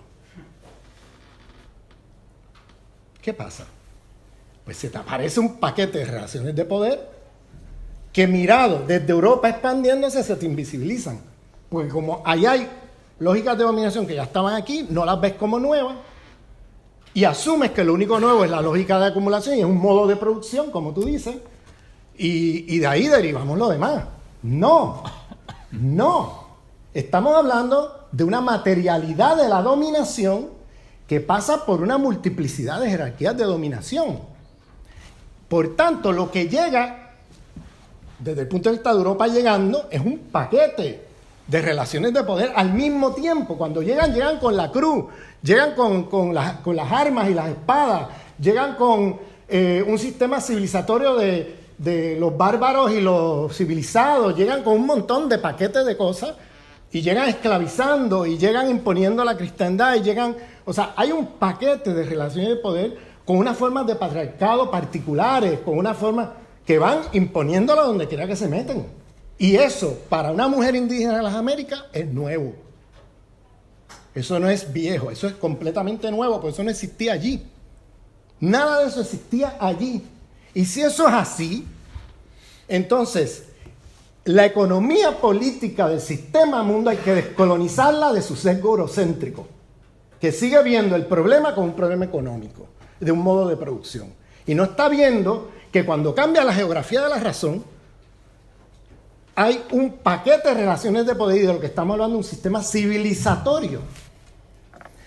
Que el modo de producción capitalista está entretejido con todas esas lógicas de dominación, por supuesto. Eso es lo que yo estoy diciendo. Y por tanto yo digo, no existe el capitalismo. No existe. El capitalismo no existe. ¿A qué me refiero? Que no existe tal cosa como un sistema económico allí insulado, ¿no? En esa esquina, y por acá existe lo demás. No, es que eso que llamamos capitalismo ya está organizado desde adentro, no como superestructura, sino desde adentro, con las lógicas racistas, con las lógicas patriarcales de la cristiandad. Todas estas cosas ya están organizando el capitalismo de una manera muy particular. ¿Ves? Entonces, te estoy dando esta respuesta un poco para que veas que el debate aquí, la izquierda occidentalizada, enfatiza en eso que tú enfatizas, el modo de producción, en gran medida porque está partiendo de una mirada desde un lugar del mundo muy particular. Yo estoy enfatizando en otra cosa porque estoy también partiendo desde una mirada del otro lugar del mundo. La pregunta es entonces la siguiente. Si tenemos historias diferentes, ¿bien? Historias diferentes de donde miramos el mundo, ¿cómo podemos trabajar políticamente juntos contra el sistema? Eso, de hecho, ayer dediqué mucho tiempo a eso, en términos de cómo podemos de alguna manera poner en comunicación los oprimidos en la zona del ser con los oprimidos en la zona del no ser. ¿Qué hacemos ahí? Ahí tiene que haber un proyecto donde la izquierda occidentalizada, por ejemplo, yo entiendo tu mirada, la entiendo perfectamente y la respeto y la veo como una perspectiva importante en el debate y la veo entendiendo desde dónde tú partes, podemos hacer un proyecto de alianza política sin ningún problema contra el sistema. Lo que yo no veo es al revés. Lo que yo no veo es cómo esa izquierda occidentalizada esté dispuesta a no aceptar lo que decimos, sino aceptar que nosotros lo vemos diferente porque tenemos una historia imperial colonial distinta y por tanto una geopolítica y corpopolítica del conocimiento diferente, y cómo desde ahí, desde esas diferencias, podemos entonces buscar los puntos de común en los cuales podemos trabajar juntos. Ese para mí es el tema. En el momento en que la izquierda occidentalizada me dice, aquí la materialidad es el modo de producción capitalista y no sé qué, no me está respetando una visión diferente del mismo sistema. Entonces necesitamos un diálogo no universalista, no de que uno define para todos, ¿bien?, que es el universalismo occidental, donde uno le dice al otro que es verdad, que es realidad y que es lo mejor para ti. Ese esquema, que es el esquema que la izquierda occidentalizada ha practicado, imitando a la derecha occidental, imperialista colonial, eso hay que romperlo. Hay que hablar de estructuras pluriversales, en el sentido de que ya no uno define para todos qué es verdad, qué es realidad y qué es lo mejor para ti, sino entre todos definiremos para todos qué es verdad, qué es realidad y qué es lo mejor para todos. Y en ese diálogo no tenemos que estar de acuerdo. Podemos tener discrepancias porque tenemos historias imperiales coloniales diferentes, porque partimos de una experiencia histórico-social de opresión distinta. Y entonces, por tanto, la mirada va a ser distinta. Pero podemos, si yo no me pienso como universalista, yo no pretendo que tú cambies tu paradigma. Que tú dejes de decir que lo importante es el modo de producción capitalista. Yo sigue diciéndolo, yo no tengo problema. Y podemos desde ahí partir para un diálogo y ver cómo trabajamos juntos. Yo no estoy haciendo aquí, yo no quiero una izquierda misionera. Yo no estoy haciendo proselitismo misionero. Yo te estoy diciendo cómo yo lo veo, cómo desde la perspectiva de colonialidad lo vemos, porque para nosotros lo más importante es el proyecto civilizatorio.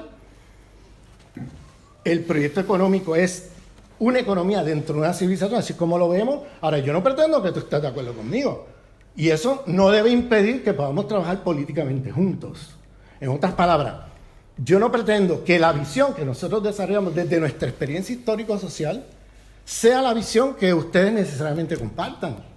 Podemos discrepar, pero desde esa discrepancia hay puntos en común donde nos podemos unir y donde podemos hacer una plataforma de alianza política fundamental.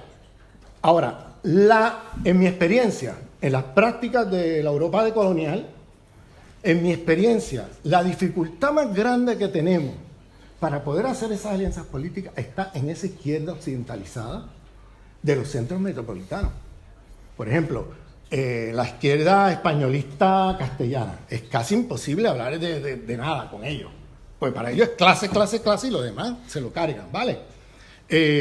Y quizás formalmente para sonar progre te reconocen algo de el sexismo, aquello, lo otro, para sonar progre, pero en la realidad cuando tú ves sus prácticas es más de lo mismo. Pero bueno, la izquierda francesa, la izquierda británica, la izquierda... La dificultad ahí no está de nuestro lado. Nosotros extendemos la mano a la alianza. Está del otro lado. Que con su islamofobia, que con su racismo, que con sus arrogancias imperiales, es casi imposible trabajar con ellos. ¿Por qué tú crees que yo estoy aquí dialogando con este compañero y con otros por acá?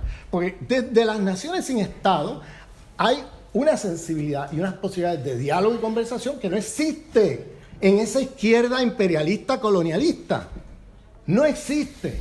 Entonces, para mí es más importante, y para la Europa decolonial, que es esa red de movimientos decoloniales que existe en Europa ahora y que acaban de hacer el Bandung del Norte este fin de semana pasado, 3 días, hubo un gran encuentro internacional de 3 días sobre el Bandung del Norte, en París este fin de semana, donde estaban todos los sujetos de los guetos de París, junto con la gente que vino de Holanda, de otros lugares, Inglaterra, de otras partes, y se hizo un gran encuentro de los sujetos racializados dentro del imperio. ¿Y a quién se invitó? Se invitó a catalanes a que vinieran a explicar la situación de Cataluña, ¿vale? Pero como parte de las alianzas, ¿no? ¿Qué alianzas podemos hacer? Ahora, la dificultad mayor de esas alianzas no está en nosotros. Nosotros estamos dispuestos a dialogar y a tratar de hacer alianzas políticas. La dificultad mayor de esas alianzas está del lado de esa izquierda imperialista colonial, arrogante, no me apuntes, soberbia, pero yo no te estoy apuntando. No, pero antes pusiste esa etiqueta izquierda occidental, ¿cómo si resolver ese problema? La izquierda no, un poco sí, me parece. Es decir, estamos de acuerdo que no todas las izquierdas son, por supuesto, son iguales. Catalán, vascos, galegos, etc. Claro, o sea, eso es lo que estoy hablando. De acuerdo. Entonces yo estoy hablando de que ahí no puedes... hay que mirar a izquierda, hay que mirar las trayectorias, los paradigmas, las actitudes también, todo eso, ¿no? Y dentro del Estado español, por ejemplo, en mi experiencia, es más fácil dialogar con la izquierda de las naciones sin Estado que dialogar con la izquierda españolista de Madrid. O sea, eso es... ¿Entiendes lo que te digo? O sea, y digo esto porque... O sea, y aclaro esto porque yo estoy diciendo cómo lo vemos. Y yo te estoy diciendo desde qué paradigma partimos. ¿Ves? Tú no tienes que compartirlo. Y yo puedo entender que desde Europa se vea que esto es un sistema económico, porque desde la experiencia de acá es muy probable que eso sea la conclusión. Pero cuando tú cambias la geografía de la razón y lo ves desde el otro lado, empiezas a ver que hay un montón de otras cosas ahí envueltas que no se agotan en un sistema, una lógica de acumulación. Hay muchas otras cosas en esta civilización que yo nombro como civilización, no como un modo de producción. Ahora, yo no estoy negando que obviamente hay un modo de producción. O sea, no me malentiendas. Si tú ves mis trabajos, yo hablo de descolonizar los paradigmas de la economía política. Lo que quiere decir eso es, tenemos que tener una cartografía del poder más compleja que la economía política tradicional, marxista o neomarxista, nos ha dejado. Ese es mi llamado. Mi llamado es a descolonizar los paradigmas de la economía política para poder meter allí, como parte de la misma economía política, una serie de jerarquías de dominación que la economía política clásica marxista dejó de lado. ¿Vale? Ese es mi llamado. O sea que yo me identifico con el tema de hacer análisis de economía política. Lo que pasa es que yo no te voy a hacer el análisis tradicional de economía política que haría la izquierda occidentalizada. Yo te voy a hacer otra cosa. Y voy a hacer un llamado a descolonizar los paradigmas de esa izquierda. O sea que yo no estoy negando la materialidad de dominación, yo lo que estoy es complejizándola. Y yo lo que estoy es poniendo allí un paquete más grande del que hasta ahora nos contaron la izquierda occidentalizada. Eso es lo que yo estoy haciendo. Y claro, mi invitación a los pueblos y a las naciones sin estados en Europa es a que el proyecto político de liberación no repita los esquemas de esa tradición moderna occidental, que hagan una cosa distinta, que el proyecto sea diferente en términos de qué vas a construir, en términos de perspectiva de horizonte, porque ya vimos lo que es eso del Estado-Nación, ya vimos lo que es ese capitalismo neoliberal, ya vimos lo que es todo eso. Entonces tenemos que ir más allá de todo eso, ya vimos lo que es el patriarcado, ya vimos todo eso. Entonces vas a hacer una república otra vez, en el nombre del anticapitalismo, que va a reproducir otra vez todos los problemas. Ya vimos lo que es el racismo, ya vimos todo eso. Entonces hagamos algo distinto, y algo distinto tiene que plantearse entonces un horizonte donde nos salgamos del esquema de Estado-Nación, donde hagamos algo distinto, y donde entonces el tema kurdo, la confederación de pueblos, ¿no? Yo no quiero discutir el tema kurdo en relación a la geopolítica del Medio Oriente ahora mismo, porque eso es complicadísimo y estaría 12 horas aquí hablando. Yo quiero hablar de otra cosa, quiero hablar de la idea que han propuesto los kurdos de confederación de pueblos. Eso me parece súper interesante, porque se sale del esquema del Estado-Nación y se sale del esquema también de la república a la francesa, ¿no? Pues ¿qué vas a hacer? Otra república francesa aquí que va a excluir a todo el mundo y va a aniquilar todas las diferencias y todas las identidades dentro del territorio. No, eso no nadie quiere eso, ¿verdad? Entonces, si vas a hacer un proyecto de liberación desde las naciones sin Estado, en el Estado imperialista español, tienes que plantearte un cambio de chip, ¿entiendes? Y la Confederación de Pueblos es una idea genial porque te saca de la idea de Estado-Nación y empiezas a hablar de un Estado plurinacional. Es muy parecido en ese sentido a la propuesta de los indígenas, donde hay un diálogo horizontal entre los pueblos, soberano entre los pueblos y horizontal, que ya no es uno decidiendo por los otros, ¿no? Entonces, me parece genial la propuesta kurda en ese sentido y que habría que pensarla. Por ejemplo, este debate yo lo he tenido, si ustedes miran mis videos en la escuela de la CUP, en los últimos 2 años yo tengo 2 videos allí o 3 donde hemos discutido esto, donde hemos dicho, mira, vas a ser República Catalana, vale, pero ¿qué es República? ¿Qué contenido? ¿La República anticapitalista? No, espérate. La República antisistémica, si es que en todo caso, ¿no?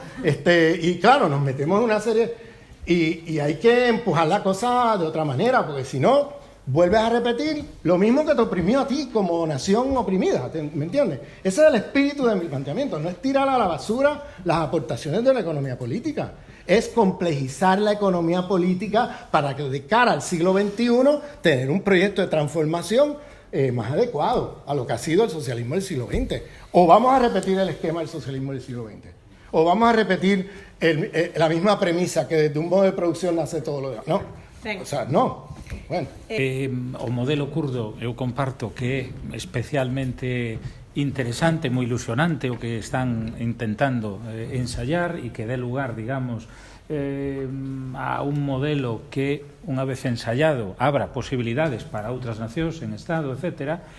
E a min, unha e outra vez, se me ven o machín, se me ven a cabeza o que era o modelo, que garda unha relación moi directa coa proposta kurda, en tempos xustamente do primeiro terzo do século XX, o galeguismo no marco ibérico que propuña xa para o conxunto da Península Ibérica, definíndose como nación quen quixer, é dicir, o galeguismo, o nacionalismo galego, naquel primeiro terzo non definía quen era a nación, quitado o caso galego, que con naturalidade definían como grupo humano diferenciado como nación, convidando a crear unha confederación no marco ibérico que efectivamente, de algún modo, estaba nese sentido na vanguarda das reclamacións que en Europa había en relación á cuestión nacional. E, por certo, nun tempo, e quero que isto conste aquí, porque en breve vamos a estar no seu aniversario, diante da antesala en 1933, en setembro, de que Galiza fora definida e oficialmente recoñecida no 9º Congreso de Nacionalidades Europeas como iso, nación, como grupo humano diferenciado. Unha outra pregunta que nese sentido me gustaría deixar aquí: onde quedou a oficialización do feito nacional galego en 1933 diante do 9º Congreso de Nacionalidades Europeas, ente adscrito á Sociedade de Nacións, e que en consecuencia, bueno, pues oficializou por vez primeira na historia ese feito nacional, porque de algún modo, e isto intencionadamente o quero deixar aí, nos retrotrae a democracia española na que vivimos, que sustrato é a partir do que se desenvolve. En 1975, 76, 77, 78, en todo caso, tiña que ter na práctica, tiña que ter nacido unha terceira república a partir de onde se deixou diante do golpe militar reaccionario do 36 todo o relato histórico en clave democrática, e onde efectivamente se ensayaba esa confederación no marco ibérico en clave de igualdade entre as distintas nacións que compuñan, e cada quen que se definira como tal nacións diversas, e dentro desas nacións distintas, a súa vez realidades eran as que viñan a operar, mesmo etnias, estábamos falando do pobo cigano, etc. etc. A cuestión é que emerxe a partir do que esa longa noite de pedra que dixera Celso Emilio Ferreiro e a partir do golpe militar do 36. Que realidade en clave nacional, mas tamén étnica, cultural e en clave política, e non só, tamén institucional, nace ata os nosos días. E acaso non derivado diso que non de outras realidades todo o que está a suceder actualmente, particularmente co foco no marco ibérico sobre Cataluña? Porque o encaixe das reclamacións nacionais ou o desencaixe desas reclamacións ten moito que ver con quen efectivamente tamén é o destinado a recoller as reclamacións e de algún modo a administralas neste caso, porque estamos diante dun aparello estatal unipolar, vamos a decirlo aí tamén a escala micro, que efectivamente teria que administrar democráticamente esas reclamacións. Fai ou non o fai? Se non o fai, de onde deriva iso? Bueno, pues deriva de algo tan cercano como isto que estamos a referir e dese sustrato, ¿no? Probablemente tamén dese longo sustrato que me referí con anterioridade, finais do século XV, inicios do XVI, e todo ese proxecto que ex novo se vai conformando de carácter, primeiro, no expansionista castellanista e logo finalmente español. E remato só con unha cuestión. Cando se fala de esquerda españolista de matriz castellana, a min sempre tamén me gusta nese sentido deixar unha frase dun célebre pensador non xustamente nacionalista galego, vasco ou catalán, sino pro-españolista, Ortega y Gasset, cando decía Castilla hecho a España e España la deshecho. Que queda realmente de Castilla en canto ao proxecto imperial máis alá do sustrato previo? Non é acaso transmutada toda esa realidade nese proxecto españolista como realidade ex novo que sí que efectivamente está hoxe, digamos, sendo a que guía unha e outra vez de maneira históricamente reproducíndose por sistema até os nosos días, e o que lle queda que acaso ten eclipsado o que era, digamos, Castela como coroa e como realidade? Pois simplemente que viaxar por Castela adiante, é outra damnificada, por moito que estexa aí a matriz primeira de todo o proxecto imperial, logo en todo caso español, e recuperando aquela denominación, non me canso de decirlo, que os romanos lle daban xeográficamente o conxunto da Península Ibérica, que era España. España nunca foi unha realidade política, foi unha realidade xeográfica, era España ou Iberia, e inteligentemente, que esta é unha outra reflexión que me gustaría antes de rematar, comentar, inteligentemente nunha táctica milimétricamente ensayada e deseñada, efectivamente, e iso eclosiona sobre todo cos reis católicos, se deseña ese proxecto expansionista imperialista tomando como referencia ese nome, porque si cuela toda a Península Ibérica es España, incluído con Felipe II Portugal. Y eso arrastra y barre todas as diferenzas de carácter nacional, étnico, suma e sigue. E iso, infelizmente, está na mentalidade de boa parte, consciente ou inconscientemente, desa sociedade que se di pro-españolista. Conscientemente no que é a súa oligarquía política e inconscientemente, por moito que nos pese, en toda esa sociedade que apoia políticamente o que representa toda esa oligarquía política pro-españolista. Dunha revista dunha asociación de xudeos norteamericanos que son antisionistas e antipolítica de Israel en Palestina. Pero é pues unha liña de argumentación dun home afro-norteamericano que di o seguinte, isto se publica nesta revista, a revista chamase Tikkun, de acordo? El fala da necesidade do recoñecemento cultural étnico específico do grupo. Por exemplo, el considera ser membro, o sea, integrante dun colectivo que é afroamericano ou afro-norteamericano de raíces africanas, e expresa a súa farteza das críticas cara ao pues non enalzamento, sino o de alzar a voz de cara ás necesidades do seu grupo, e que o tachen en Estados Unidos de políticas da identidade. Esas son políticas da identidade, e eso só fracciona a sociedade, unha sociedade democrática. O que temos que facer é reforzar a convivencia intercultural, non a atomización multicultural das sociedades actuais. E el viña dicindo exactamente o mesmo que din, pois que argumentan os kurdos, que argumentan pues os povos originarios de norte e sur das Américas, da América norte, sur, central, é que non é certo, porque sempre fomos privados e privadas desas identidades, e é unha estrategia absolutamente, fundamentalmente necesaria para o noso sentido de quen somos, e para querernos noutros termos ben distintos que os termos de sempre inferiorizados, subalternos, subordinados, explotados históricamente. Entón, sí, estratégicamente fixarnos na esencia de quen somos como colectivo sí é necesario e ten o seu papel, e é o que explican tamén as ecofeministas e tamén os movimentos, nalgún momento unha conxuntura histórica, os movimentos nacionalistas, si é que queren formar Estado. E acaso non teñen o dereito de formar Estado ainda sendo unha idea moderna? Porque sempre foron privados históricamente dese proxecto moderno por excelencia. E por suposto, eso sí que condicionou a súa forma, o marco mental, político, etc., para entender como vivir como colectivo.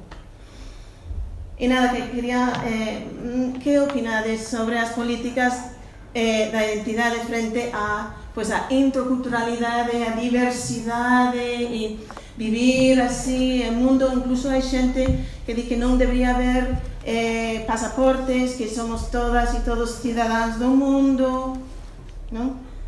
E son moi ben soante, mas silencia moitas historias. Yo nunca he negado la realidad de pueblos sin Estado o colonizados, lo que sea, de crear su propio Estado. Yo lo que estoy cuestionando es la forma de autoridad política que vas a hacer en ese Estado que vas a construir. ¿Vas a hacer otro Estado-nación? Otro más. El mismo que te oprimió, ahora lo vas a hacer tú, oprimiendo a otro. ¿Cuánto hemos avanzado? Y ahí está la experiencia de todo el siglo XX de eso. Lleno de países, de movimientos de liberación nacional que llegan al poder y repiten el mismo esquema. Entonces esa es mi invitación, no es que las naciones sin Estado no deben luchar por crear su propio Estado. Yo no estoy diciendo eso, ¿vale? Yo no estoy diciendo tampoco que no haya proyectos, o sea, no hay proyecto de liberación o de lucha contra opresiones que no tenga construcciones de identidad. Tiene que haber identidad. Si no hay identidad, no hay. O sea, ¿cómo se identifican los oprimidos de una situación de opresión si no tienen identidad? La identidad es fundamental, ¿vale?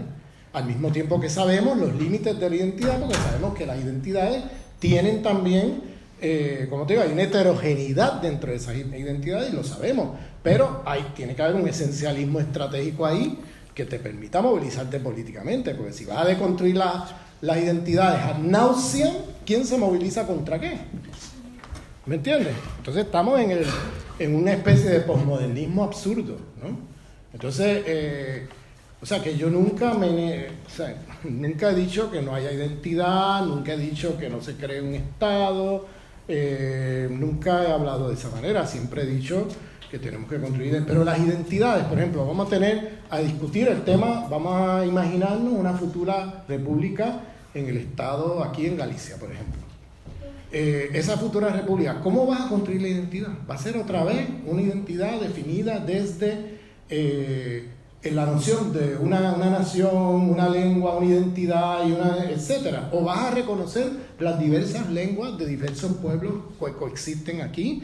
¿Vas a reconocer diferentes identidades gallegas en plural, que tienen diferentes historias, diferentes genealogías, etcétera, etcétera? ¿Entiendes? Entonces hay que dar cuenta de eso en términos de qué estructura de Estado vas a hacer, si vas a hacer otra vez Estado-nación o si vas a hacer algo más pluriversal, ¿no? En ese sentido, que dé cuenta, por ejemplo, si hay un pueblo, qué sé yo, Roma aquí, que quiere hablar en romaní y quiere que el romaní sea la lengua de enseñanza en las escuelas, etcétera, pues la República Gallega debería dar espacio y recursos para que ellos tengan sus escuelas en sus lenguas. ¿Por qué no? ¿Qué vas a hacer? Lo mismo que te hace España. Ahora se va a hacer. ¿Me siguen a dónde va la cosa? Porque es que estoy haciendo un énfasis en un cambio de paradigma, en por qué es que estamos mirando y por qué la economía política del sistema mundo.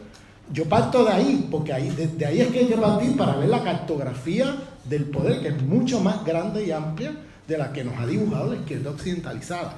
Y claro, la izquierda, como dije antes, de las naciones sin Estado, bueno, hay una sensibilidad por la cual se puede discutir cosas que es imposible con la izquierda españolista. Pero al mismo tiempo, esa izquierda de las naciones sin Estado también tienen sus problemas, como todos tenemos, y también tienen sus orientaciones que vienen de una tradición también eurocéntrica de pensamiento. Y entonces ahí también tenemos que tener un debate y una discusión. Eso es fundamental. Entonces, llamo la atención porque la invitación aquí es una invitación a construir otra cosa, a que nos cuestionemos las premisas desde las cuales estamos partiendo. Pero jamás es a negar el derecho a la construcción de un Estado soberano en el territorio de Galicia. Jamás es la negación al derecho a autodeterminación y a la soberanía de los pueblos, al contrario. Lo que sí, que de ahí en adelante, ¿qué construye? ¿Qué vas a hacer? Esa es la pregunta. Y ahí es donde viene el tema del giro de colonia. Puerto Rico ahora mismo es una realidad súper complicada, porque en Puerto Rico, por ejemplo, hablando de materialidad de la economía política, no hay la materialidad de economía política para un proyecto independentista, porque el imperialismo americano ha destruido toda la base material de esa posibilidad. Es decir, si el camino ahora mismo de un proyecto independentista en Puerto Rico es cuesta arriba, porque no existe economía propia. O sea, todo lo que había allí lo han destruido. Para darte una idea, un país donde tú tiras una semilla hacia el aire y crece un árbol tropical, importa el 90% de lo que se come. Un país donde está lleno, rodeado de mar, el pescado que comemos es importado de Canadá o de Estados Unidos.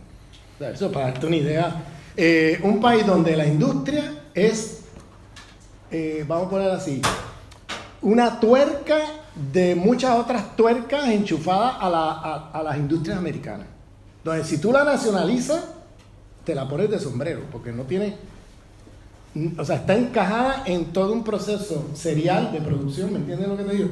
Y si te nacionalizas la parte del medio y no tienes la anterior ni la posterior, te la pones de sombrero. O sea, a lo que quiero decir es que el caso de Puerto Rico es un caso donde la economía política de Puerto Rico, después de 100 años de colonialismo americano, ha destruido toda la base material de economía propia. Entonces, eso plantea entonces que, ¿qué significa descolonizar y movimiento de liberación nacional en Puerto Rico? ¿Qué significa? Entonces, ahí viene todo un debate, porque Estados Unidos, las poblaciones latinas están creciendo enormemente. Trump no es otra cosa que algo sintomático de que el censo de población de Estados Unidos le da 30 años a la mayoría blanca americana. En 30 años van a ser una minoría demográfica. Entonces, el reto que ellos tienen es cómo seguir practicando supremacía blanca en un contexto donde ellos van a ser minoría demográfica. Cómo construir un apartheid allí. Y ahí viene el proyecto de Trump, no es otra cosa que montar la cosa, ¿no? Desde ya. O sea, que está bien, los latinos van a ser la mayoría, pero no van a estar debajo de nosotros y van a estar sometidos a nosotros, y desde ya vamos a crear las condiciones para que esta gente no se empodere. Entonces, hay una lucha al interior del imperio entre luchas de descolonizar ese espacio imperial y luchas de recolonizarlo, si le quieres llamar, o de continuar la colonización. Esa lucha está ahora mismo dentro de Estados Unidos, es lo que define el futuro de ese país. Porque la demografía le va en contra, es un poco como lo que pasa en Israel. En Israel la demografía le va en contra a los israelíes. O sea, la demografía va cada vez más potenciando a los palestinos. Claro, la democracia en sí misma no te da un proyecto de liberación. Lo que te da es los números para poder montar un proyecto de liberación. Pero claro, ellos se anticipan o sea, en un contexto donde son mayoría demográfica, ¿cómo lo hacemos para mantenerlos sometidos, ¿no? Y entonces ahí viene todo un debate al interior de Estados Unidos sobre, está el proyecto supremacista blanco de Trump, que no es otra cosa que volver otra vez a los métodos de siempre del imperio americano, de apartheid dentro de Estados Unidos. Está el proyecto multiculturalista liberal, que es otra forma de apartheid, ¿no? Donde el blanco sigue dominando, dando lo que se llama en Estados Unidos el tokenismo, donde yo pongo un ministro con rostro negro, otro con rostro latino, y digo que aquí somos multiculturales y guay, y hemos superado el racismo y todo eso. Y es supremacía blanca con rostro multicultural. Entonces, ese es el otro proyecto, que es el de los demócratas, etc. Y hay otro proyecto, que es un proyecto ya de los pueblos dentro del Estado que luchan por descolonizar el espacio imperial. Y ahí hay una lucha, pero fuertísima, que se definirá en las próximas décadas. Y eso es lo que se está jugando en Estados Unidos ahora mismo. El proyecto multicultural y el proyecto asimilacionista de Trump, los dos son proyectos de supremacía blanca, son dos caras de la misma moneda. Y claro, otros proyectos que buscan terminar con el Estado imperial como Estado imperial, es decir, acabar con el imperialismo americano, y tener otro tipo de proyecto político, etcétera, que descolonice el espacio imperial y se relacione con el mundo de otra manera. Y ese proyecto está vivo allí, pero no se ve porque eso no está en la prensa ni en primera plana en ningún lugar. No aparece. Te tienes que meter por los medios para ver las movilizaciones que hay por aquí, por allá, etcétera. Y, o sea, las luchas están muy vivas y muy fuertes. Y ahora con el fenómeno Trump, eso como que ha revivido todo eso. Y por ahí va la cosa. Va entre nuevas formas de apartheid o descolonización del espacio imperial. Esa es la lucha. Nada está garantizado a priori. Then they call you UCC, you they laugh, baby.